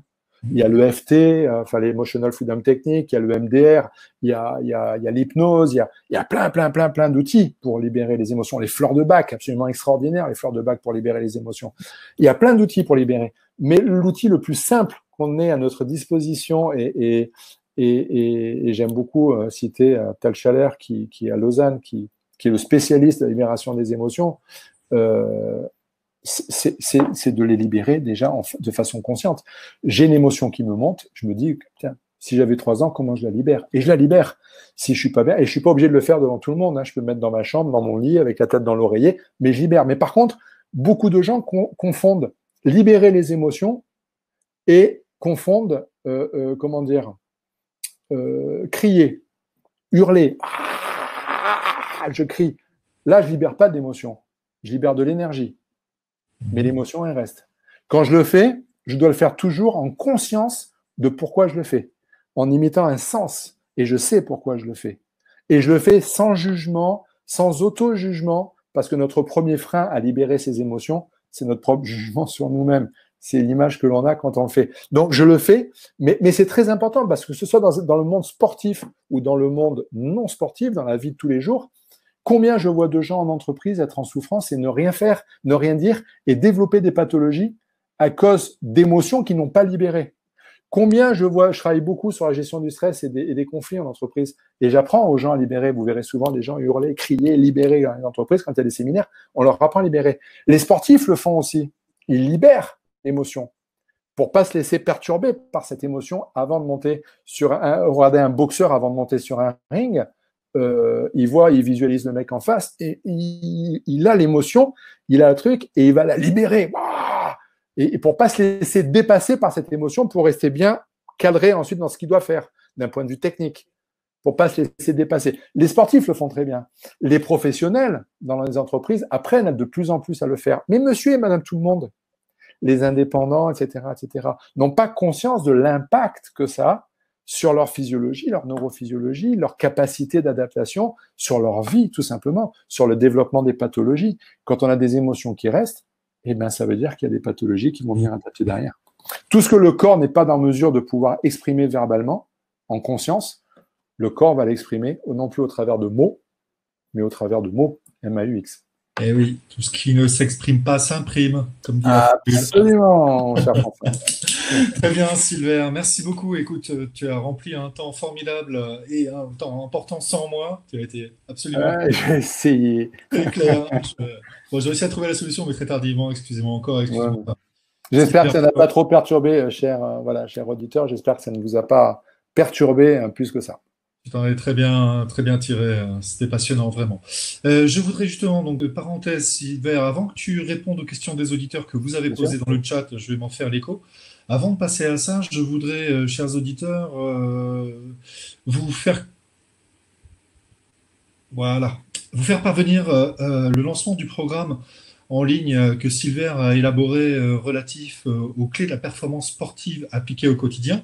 Donc, ce qu'il a commencé à peine à nous ébaucher ce soir en plus d'une heure et demie, rassurez-vous, ça n'est à peine qu'une ébauche, tant il y a des informations complètes, détaillées dans un e-book qui est contenu donc dans l'offre. Cet e-book donc retient évidemment du contenu du texte qui récapitule et explique encore mieux tout ce que tu viens de dire. 87 pages d'e-book. 80 pages d'e-book. En tout, une quinzaine de vidéos, si j'ai bien compris. Non, 21. 21 vidéos pour 9h50, je crois, de formation, ou 9h30, je ne me rappelle plus. D'accord. Et puis les PDF détaillants, donnant des exercices concrets, des conseils concrets. Ce soir, tu as expliqué en général, entre guillemets. Ouais, j'ai essayé de faire vite parce qu'il y a tellement de choses à dire. Oui. Et encore, j'ai pas pu tout dire, j'ai pas pu parler de tout, mais je suis désolé. Mais ça sera sur d'autres webinaires et sincèrement, je serai honoré de vous recevoir sur d'autres webinaires, mais on en parlera de plus en profondeur, plus en détail. Ouais. Donc c'est la bonne nouvelle. L'autre bonne nouvelle de la soirée, c'est qu'il y aura d'autres webinaires avec toi à venir qui vont à chaque fois couvrir un sujet tout aussi passionnant, plus passionnant les uns que les autres. Voilà. Donc l'offre est en promotionnel, moins 40% pour tout vous dire, jusqu'à ce dimanche, je crois. Voilà. Maintenant, si tu as un petit peu, on va abuser de ton temps, si tu mais veux. très volontiers. Sylvain, je vais me faire l'écho de questions qui t'ont été posées, donc des gens qui ont rebondi, réagi à ce que tu as dit tout au long de ta conférence. Donc des fois, il va falloir que tu fasses des flashbacks, mais je suis sûr que tu vas le faire sans problème. Première question, sans aller voir de médecin, alors par la période qu'il va faire et qu'il fait, c'est très utile comme question, comment peut-on savoir si on est déshydraté? C'est très simple. Quand on fait le test de déshydratation comme ça, là, avec cutané, c'est qu'on est déjà dans des états de déshydratation majeurs. Et il y a, voilà, en général, on n'en arrive pas là. La première chose qui va déterminer cet état-là, c'est pour moi le premier vecteur, ce sont les douleurs musculo-tendineuses. Si on commence à souffrir au niveau des tendons, au niveau des muscles, etc., au niveau des tendons d'Achille, et principalement la discopathie. Le disque, encore une fois, est composé à presque 95% d'eau. C'est quasiment que de l'eau. Et dès qu'on est en déshydratation, on va immédiatement avoir, notamment sur un muscle, enfin sur une région qui est très sollicitée, parce qu'il y a quelque chose dont je n'ai pas parlé ce soir, notamment quand je parlais des chaînes musculaires au niveau du diaphragme. C'est un muscle qui s'appelle le psoas iliaque, qui est responsable de 90% des lumbagos. Presque 90% des lumbagos. Et ce psoas, en fait, quand il va tirer sa muscle, il s'accroche sur les lombaires et qui a la particularité de s'accrocher sur tout le bloc lombaire, D12, L1, L2, L3, L4, mais pas sur la cinquième lombaire. Et ensuite, il vient s'insérer, il passe en pont au-dessus du bassin. Il y a des vidéos là-dessus. J'ai fait une vidéo sur ma chaîne YouTube qui parle du psoas et qui en parle très très bien, qui le montre très bien, et qui vient s'insérer sur le fémur. Et dès que je vais avoir la double composante psoïte et déshydratation, et ben tout mon bloc lombaire va venir s'écraser, on va dire, être impacté, tiré par le psoas vers la cinquième lombaire, sur lequel il ne s'insère pas, et je vais inéluctablement commencer à développer des discopathies au niveau L4, L5 et L5S1. C'est les deux niveaux disco, en fait, majoritairement discopathiques, qui sont liés à la double composante d'une psoïte et surtout d'une déshydratation. Donc, dès que je suis déshydraté, si je commence à voir sur un cliché radio, parce que je suis passé un cliché radio ou n'importe quoi lombaire, et que je vois que j'ai une discopathie L4, L5, L5S1, c'est qu'il y a inéluctablement derrière une déshydratation. C'est 95%. Il y a 5% des discopathies L4, L5 et L5S1 qui sont liées à du traumatique. D'accord. Tout le reste est lié à une déshydratation. Super. Ok. Alors, certains de nos auditeurs nous ont fait part de leur cas personnel. Tu ne peux pas évidemment faire de traitement à distance, mais en revanche, peut-être que tu peux prendre l'occasion du cas précis pour développer ce que tu peux en dire. Une question très générique. J'ai toujours les mâchoires serrées. Avez-vous un exercice pour détendre les mâchoires? Absolument. Ouais. Alors ça, c'est très kiné ostéopathique. Il y a deux types de mâchoires serrées. Il y a les gens ce qu'on appelle qui clenchent. C'est les gens qui serrent et qui restent serrés toute la nuit. notamment, ou pendant la journée, et principalement, c'est un vecteur la nuit. Pourquoi? Parce que la nuit, il y a tout le stress émotionnel qui remonte à la surface, qui n'est plus géré, et les gens vont avoir tendance à serrer. C'est les gens qui se lèvent le matin très fatigués, en général épuisés, avec des tensions ici, on les retrouve très facilement. Il y a des tensions soit sur ici au niveau des masséters, soit au niveau des temporaux, ici, soit au niveau derrière, là, c'est un muscle qui s'appelle le ptérygoïde, il est très dur à dire, ptérygoïdien interne, ici. Ah. Donc, en fait, c'est ces muscles-là qui sont spasmés. Et ça, c'est très significatif des gens qui clenchent, c'est-à-dire qui serrent les dents. C'est composante à 98%, 98% composante émotionnelle. Après, il y a un deuxième type de serrement de dents, c'est ce qu'on appelle le bruxisme. Les gens qui vont grincer les dents. Alors, dans les gens qui clenchent, il n'y a aucune usure des dents. C'est juste des spasmes, des douleurs. En général, c'est des gens qui serrent les dents vont avoir des symptômes derrière, comme ils sont en exacerbation du système parasympathique, notamment d'un nerf qui s'appelle le trijumeau, et de la branche, d'une des branches du trijumeau qui est en fait la branche sensitive de la mâchoire. Vous savez, c'est le trijumeau, c'est le nerf qu'on va anesthésier quand on fait en art dentaire, quand on va anesthésier la mâchoire, on va les piquer dans le trijumeau. Et en fait, c'est un nerf qui est sensitivo-moteur. Et donc, dès qu'on va serrer, on va exacerber ce nerf et ça va s'accompagner d'une exacerbation de tout le système qui est autour, à savoir des muscles spinaux. Donc, je vais commencer à avoir mal au cervical, je vais commencer à avoir des douleurs type Arnold qui reviennent comme ça au-dessus de l'œil ou temporal. Je vais commencer à faire de l'hyperphotophobie, c'est-à-dire à avoir du mal à supporter la lumière la nuit, etc., etc. Ça, c'est des douleurs abdominales, vraiment des crampes au mollet. Tout ça, c'est des signes symptomatologique de ce qu'on appelle un clenching, c'est-à-dire un serrement de dents. Après, il y a le bruxisme. Le bruxisme, il va juste y avoir une usure des dents. Par contre, il n'y a aucun symptôme autre, etc. Donc, ça dépend si c'est le bruxisme ou le clenching. Dans les deux cas, petit conseil que je donne, si c'est quelqu'un qui le fait spontanément, ça veut dire que le cerveau a créé une voie neuronale et c'est une réponse à son stress émotionnel. Même si ça ne lui fait pas du bien, le cerveau, vous savez, c'est un disque dur, hein, notamment le cortex, tout le système cortical, c'est le disque dur, ça va, comment dire, il va créer des voies, il va reproduire toujours les mêmes voies avec l'analyse, etc., etc. Donc le véritable disque dur, c'est le cerveau limbique derrière, mais par contre les voies neuronales vont se créer au niveau du système cortical, les habitudes, comme on dit. Et donc pour décorticaliser ça, et pour créer de nouvelles voies neuronales, il faut désinformer. Et pour désinformer, il faut le faire en conscience. Donc moi, je demande à mes patients, en général, de prendre l'habitude de faire ça. Vous savez, comme quand les femmes qui se mettent du rouge à lèvres et qui font ça. Pourquoi? Parce que quand on pince les lèvres, physiologiquement, ça inhibe mes masséters et mes muscles mandicateurs. On ne peut pas serrer les mâchoires avec les lèvres, parce que sinon on sectionne les lèvres. C'est un système de réflexe de défense.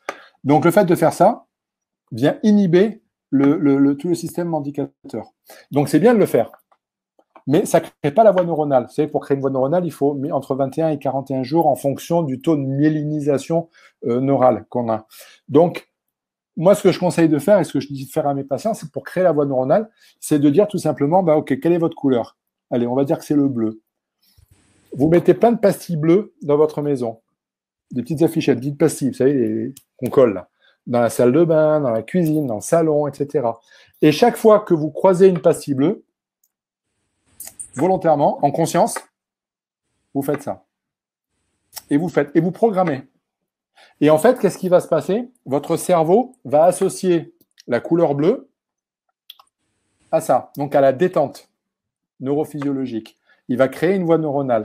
Et après, vous allez sortir dans la rue, dans votre vie de tous les jours, sauf que inconsciemment, vous vous en rendez pas compte, mais votre œil, votre cerveau, il continue à voir le bleu. Et chaque fois qu'il va voir le bleu, même à l'extérieur, il va continuer du coup à lancer l'information, à inhiber. C'est ce qu'on appelle une reprogrammation neuromotrice. Et c'est très facile à faire, tout le monde peut le faire. Ouais. Il suffit juste de connaître la clé, de faire ça et de l'associer à une couleur. Ok, super. J'ai une couleur qu'on retrouve dans la vie de tous les jours. Hein.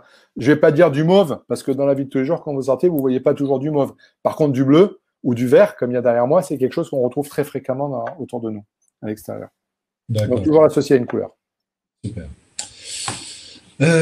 Bonsoir monsieur. Dans le cas de test de tassement de disque de colonne vertébrale ou hernie discale, est-ce qu'on peut remédier au problème et peut-on retrouver une structure plus ou moins correcte après un certain temps, suivant vos indications?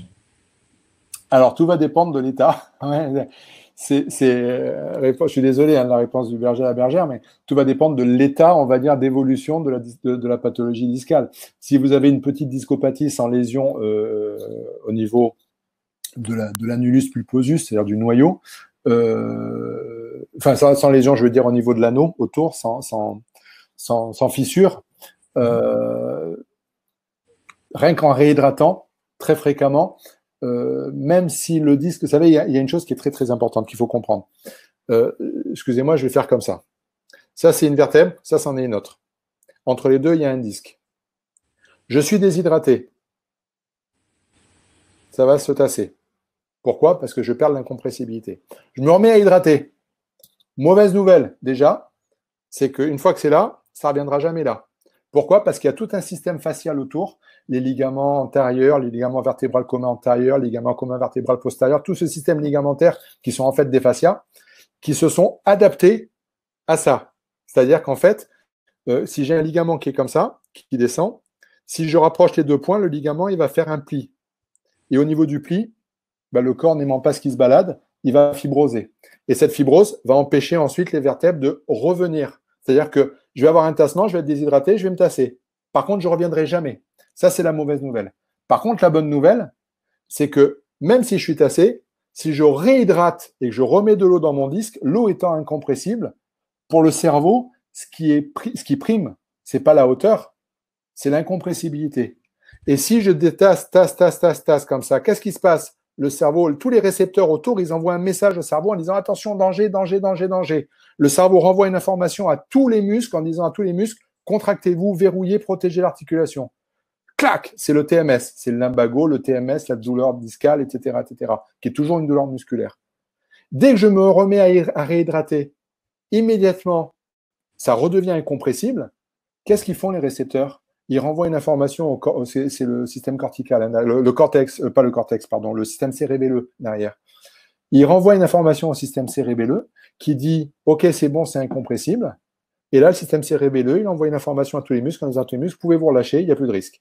Et les douleurs disparaissent. C'est pas parce qu'on a un tassement qu'on est forcément en souffrance. On peut avoir un tassement et ne pas avoir du tout de souffrance. Mais là, c'est dans le cadre d'une discopathie simple. Après, il y a les discopathies avec hernie. Ouais. Ça dépend si elle est petite ou si elle est grande. Si elle est petite, une bonne réhydratation va permettre, des fois, il y a des résorptions spontanées de hernie. Par contre, quand elle est grosse, il n'y a pas, là, il y a, soit on reste comme ça, soit si elle est invalidante, à ce moment-là, c'est... Mais regardez, l'acte majeur maintenant qu'on fait pour résorber des hernies discales, c'est de réinjecter du gel dans le noyau. Et le gel, c'est quoi? C'est de l'eau. Tout simplement. Par contre, si les gens ne prennent pas conscience que derrière, il faut qu'ils hydratent au travers de l'alimentation, et l'anneau qui est autour du noyau va rester, lui, par contre, avec ses fissures. Et la personne, si elle ne change pas ses modes alimentaires, 6 mois, 1 an, 2 ans, 3 ans après, ouf, le noyau, il repère, et la hernie discale, elle va se la refaire. D'accord. Très bien. Une question très simple et très difficile. Peut-on avoir juste un exemple d'une bonne respiration? Alors, une bonne respiration, c'est une respiration qui est abdominale, mais qu'on fait absolument en inconscience totale. C'est-à-dire qu'on fait sans en avoir conscience. C'est une respiration, alors je vais me mettre debout pour que vous voyez. Vous savez, alors avant de le faire, je vais raconter une petite anecdote. Quand j'étais en première année kiné à Paris, j'ai un de mes profs, je me rappelle très très bien son nom, Dr Espinas, qui est professeur de physio, qui avait sorti une phrase, et vous allez comprendre pourquoi je la dis, hein, parce que c'est par rapport au regard des autres, c'est fondamental. Qui avait sorti une phrase qui avait dit pendant le cours, comme ça, le meilleur moyen d'avoir du ventre, c'est de chercher à rentrer son ventre. Donc moi, je l'avais noté comme ça sur un coin de mon classeur, et puis je l'ai oublié. Et il y a 8 ans en arrière, quand j'ai fait mon déménagement pour quitter Montpellier pour venir vers ici, sur la région ancienne, j'ai retrouvé tous mes cours de physio, et notamment, je sors mon classeur, Dr Espin. Et vous savez, le hasard qui n'en est pas, j'ai un cours de physio aux premières années, c'est un classeur épais comme ça. Hein. Je prends le classeur, je l'ouvre à une page au hasard, et là, au hasard, je tombe sur la phrase « Le meilleur moyen d'avoir du ventre, c'est de chercher à rentrer son ventre ». Et en fait, je vais vous expliquer pourquoi. C'est que la plupart des gens sont en gainage, et quand on a un petit peu de ventre, un petit peu dans mon poing, bien sûr, on a le réflexe de de rentrer. Et on ne se rend pas compte. Et en fait, on est tellement ancré sur cette image-là qu'on n'arrive pas à lâcher le ventre. Et le meilleur moyen de bien respirer, c'est de plus focaliser sur son ventre. C'est de lâcher son ventre et de laisser faire la nature et de se reprogrammer, bien sûr, en conscience au travers, c'est tout ce qu'on voit en formation, hein. Ce que je fais faire en formation, notamment sur les modules. Il y a 2 modules dans la formation où je parle de cette respiration et je ne parle pas que de cette reprogrammation, je parle aussi de la cohérence cardiaque et je parle aussi des différents types, les respirations détox, respirations relaxantes et stimulantes. Mais beaucoup de gens, en fait, voilà, pour lâcher, il ne faut pas avoir peur. J'ai mon ventre qui est là. Il ne faut pas avoir peur d'avoir le ventre qui fait ça sur l'inspiration. Vous voyez, je ne sais pas combien vous êtes à me regarder, mais j'ai absolument aucun souci à lâcher mon ventre devant vous. Par contre, quand je souffle,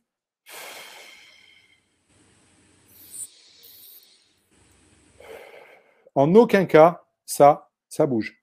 Or, la plupart des gens, quand je leur demande de prendre en formation, quand je leur demande de prendre une inspiration, la plupart vont faire ça. Et ça, c'est surtout ce qu'il ne faut pas faire. Alors, beaucoup de gens qui savent respirer au travers de la méditation, de la relaxation, de la sophro, le font très bien, ça, quand ils sont tout seuls. Mais le problème, c'est pas quand ils sont seuls.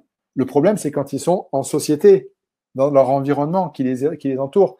Et tous, inconsciemment, on a cet ancrage en nous du regard des autres. Et nos modes, nos mécanismes de fonctionnement, dès notre plus tendre enfance, dès l'âge de 6 ans, sont impactés par ce regard et comment nous nous sommes construits au travers, de façon absolument inconsciente, hein. Et donc, du coup, nous allons être dans une espèce de... Dès qu'on va inspirer, on va inspirer avec le ventre, mais avec un certain... Ouais, moi, par exemple, je fais ça, respiration normale. J'ai mon petit bidou. Eh bien, il ne me dérange pas. Quelqu'un qui va être dans ces mécanismes, quand il va inspirer avec le ventre, mais avec une amplitude qui va être limitée, avec un réflexe de gainage. Et donc, la bonne respiration, je vais dire que c'est de ne pas faire attention à son ventre.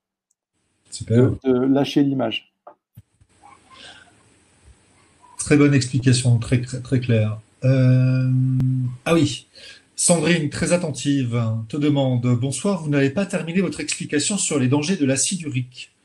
Pouvez-vous, si vous voulez, revenir dessus? Merci Sandrine. L'acide urique, c'est une des toxines les plus violentes pour nous autres, les humains, on va dire. Elle va se localiser directement dans les articulations périphériques, dans les muscles. Et il faut savoir que dans l'alimentation protéinée, notamment dans la protéine animale, notamment dans la consommation de viande rouge, et ça me permet de faire le lien comme ça avec quelque chose dont je voulais parler.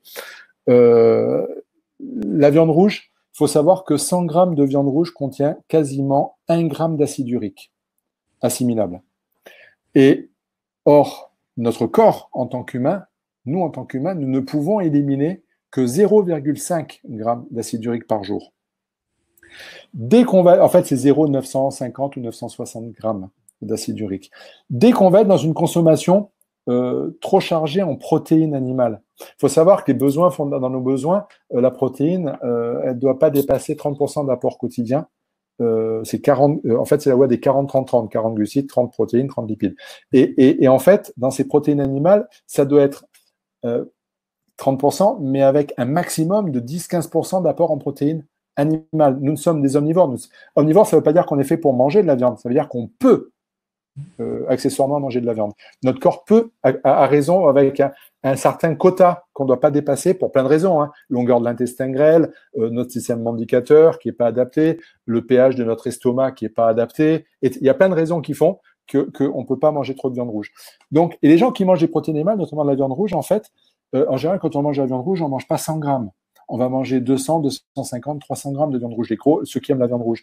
Et dès qu'on va être dans une surconsommation de viande rouge, on va être dans une surcharge en acide urique. C'est-à-dire que 250 grammes de viande rouge, c'est quasiment 2,5 grammes d'acide urique qui vont rentrer. Or, notre corps ne peut en éliminer que 0,5. Ça veut dire que quand on le fait trop fréquemment, cet acide urique, au bout d'un moment, il faut bien qu'elle aille se positionner quelque part. Et elle va se positionner où? Dans les articulations périphériques, dans les muscles. Et les gens vont commencer à avoir des douleurs dans les doigts, dans les poignets, dans les coudes, dans les épaules, dans les articulations, les pieds, les orteils. Vous savez, les gens qui se lèvent le matin et qui, alors qu'ils ont dormi pendant 6 heures, 7 heures, 8 heures, qui font les premiers pas, et les premiers pas sont raides, ankylosés. Ça, c'est l'acide urique. enfin du moins acide urique, ou c'est des toxines qui vont se mettre dans les articulations périphériques. Et après, ces gens s'étonnent d'avoir des douleurs musculo-tendineuses, articulaires, etc., sans remettre en question leur alimentation. Il faut baisser. La viande rouge, c'est quelque chose qui est... si les médecins disent que normalement, la viande rouge, c'est maximum une fois par semaine, voire une fois tous les 15 jours, il vaut mieux manger très peu, mais de la bonne qualité, que d'en manger tous les jours. Et c'est la même chose pour les protéines animales. Il vaut mieux peu. Normalement, les protéines animales, je vous dis, hein, c'est 15% de nos apports hebdomadaires. Ça veut dire quoi? Ça veut dire sur 21 repas que l'on fait, ou sur 14 repas si on fait des diètes fractionnées, et ben ça veut dire qu'il n'y en a que 4 ou 5 de repas qui contiennent des protéines animales. Tout le reste, c'est sans protéines animales. Et il faut juste comprendre quelque chose, il y a notamment au niveau du sport, il y a une croyance, une fausse croyance qui est absolument extraordinaire en matière d'hyperprotéinie. C'est-à-dire qu'on compare et on estime que pour avoir de la performance musculaire, articulaire dans la vie comme dans le sport, il faut, pour avoir des muscles et pour pouvoir être fort, ben, il faut manger de la protéine animale. Je vais juste faire une petite parenthèse en expliquant que la plupart des grands champions de toutes catégories sportives confondues, que ce soit dans le tennis, que ce soit Djokovic et Sir Williams, que ce soit dans le bodybuilding avec l'homme, le Barbora, je ne me rappelle plus son nom, Barbora, enfin non, c'est un monsieur du pays de l'Est qui est un des plus grands culturistes. La plupart des grands culturistes, des équipes entières de la NFL aux États-Unis, dans le ski, dans la danse classique en France, une danseuse étoile en France, la plupart des grands sportifs, Bonali, Soria Bonali, Mohamed Ali, enfin bref, tous les grands sportifs du monde sont quasiment tous végétariens ou véganes, c'est-à-dire sans aucun apport protéinique animal. La plupart, il faut juste savoir qu'il y a un mythe sur ces protéines. J'ai fait une vidéo là-dessus et un article là-dessus. C'est le mythe des protéines. C'est quoi des protéines? C'est tout simplement des acides aminés. Oui. Les acides aminés qui sont dans la viande, les animaux, ils les trouvent où? Ils les trouvent dans la verdure qu'ils mangent et dans leur alimentation. C'est juste une dégradation et restructuration. Je veux dire, on trouve exactement les mêmes apports en acides aminés sans manger de viande rouge, sans manger de protéines animales, avec une alimentation light. Et cette alimentation light, elle est fondamentale. Vous savez que la consommation en protéines animales est le premier, et la raison, et la cause de la consommation de la plus importante de médicaments au monde, qui est le médicament le plus vendu dans le monde, c'est quand même le Gaviscon, dans le monde occidental. Hein. C'est le Malox, pardon, c'est pareil. C'est le Malox. Le Malox, c'est quoi? C'est pour l'estomac. Et quand on a un estomac qui a un pH à 3,5, alors que l'estomac d'un animal carnivore, c'est 1, et qu'on s'acharne à manger trop de protéines animales, notamment de la viande rouge, je prends l'exemple de cette viande rouge, qu'est-ce qui va se passer? Ben, mon pH estomacal, il va descendre, parce que pour digérer une protéine animale, il faut que le pH soit très acide. Et mon pH va descendre. Alors, il ne peut pas descendre en dessous de 2,5, 2, parce que sinon, on est en grande souffrance, mais il va descendre de 3,5, il va descendre à 3, 2,8, 2,7, 2,5, etc. Sauf que la paroi de mon estomac, elle est constituée pour avoir un pH à 3,5. Et dès que le pH il descend, eh bien, qu'est-ce qu'a fait la membrane de la paroi de l'estomac? Elle s'enflamme. Et donc, ça va créer des gastrites. Et puis après, les cellules, équilibre acido-basique, dès que les cellules, elles sont trop en acidose, eh bien, les cellules, elles vont mourir. Et donc, ça fait des ulcères à l'estomac. Et résultat, ben, qu'est-ce qu'on fait? On s'avale du Gaviscon ou du Malox. Il faut juste savoir que l'alimentation, pour moi, est le premier vecteur de ces dysfonctionnements gastriques. Et donc, les protéines animales, voilà, c'est pas si bien que ça. On peut en manger un peu, mais il faut pas en abuser. C'est comme toute chose. C'est le truc, comme je dis toujours, notre souci en tant qu'occidental, c'est c'est pas la consommation, c'est la surconsommation. C'est pas qu'on fume une cigarette de temps en temps, c'est qu'on fume trop. C'est pas qu'on boive un verre de lait de temps en temps, c'est qu'on consomme trop de produits laitiers. C'est pas qu'on mange un peu de viande rouge de temps en temps, c'est qu'on mange trop de viande rouge. C'est pas qu'on boive un verre de vin de temps en temps, c'est qu'on boit trop d'alcool, etc., etc. C'est toujours les excès qui sont nuisibles. C'est pas le fait de faire un petit peu, c'est les excès. Et donc, notamment les protéines animales, on est dans une surconsommation. Juste pour info, la majeure partie de la population en Occident est à plus de 50% d'apport en protéines animales par jour. À travers des gâteaux, des biscuits, des pâtisseries qu'on mange. Qu'est-ce qu'on mange? Ben, on mange aussi des produits, du lait, des œufs, du beurre, etc., qui sont des graisses. Les graisses pas chères. Absolument, des graisses pas chères qui sont des protéines animales. Donc, il n'y a pas que la viande, le fromage et les œufs et les poissons qui amènent des protéines animales. Il y a aussi toutes les pâtisseries, les gâteaux, les viennoiseries, etc., etc. Et donc, on se retrouve à être en surconsommation. Donc, qu'est-ce qui fait notre corps? Il part en acidose. Qu'est-ce qui fait? Eh bien, on fait des pathologies, on fait des gastrites, on commence à faire des douleurs articulaires, musculaires, tendineuses, etc. Voilà. Donc, c'est pour revenir sur l'acide urique demandé par Par Sandrine. Sandrine tout à l'heure. Super. Ok, Sylvain, parfait. Écoute, ça fait plus d'1 heure et demie qu'on est ensemble. Ouais, C'est c'était un pas- bonheur pour c'est moi. passé comme ça. C'est pas pour vous, mais pour moi, c'était un bonheur. Mais je crois que pour tout le monde, compte tenu des commentaires qu'il y a, je m'excuse auprès de vous si j'ai pas pu poser toutes vos questions à Sylvain. Il aura les questions qui lui sont transmises après. Ouais. Voilà. Et puis surtout, plus important encore, nous aurons le plaisir de le réécouter à l'occasion d'autres webinaires. Vous serez évidemment informé sur le site de Bibouda de l'annonce des dates. Réservez vos places, parlez-en autour de vous. Vous Ah, savez surtout parlez-en, oui. beaucoup de choses. Et on aura le plaisir de se retrouver très vite, si j'ai bien compris, Sylvain. Très volontiers, avec un grand bonheur. En tout cas, merci à tous et à toutes de m'avoir écouté ce soir. C'est un plaisir. Merci à toi. À très bientôt. Merci. À très bientôt. Au revoir, François.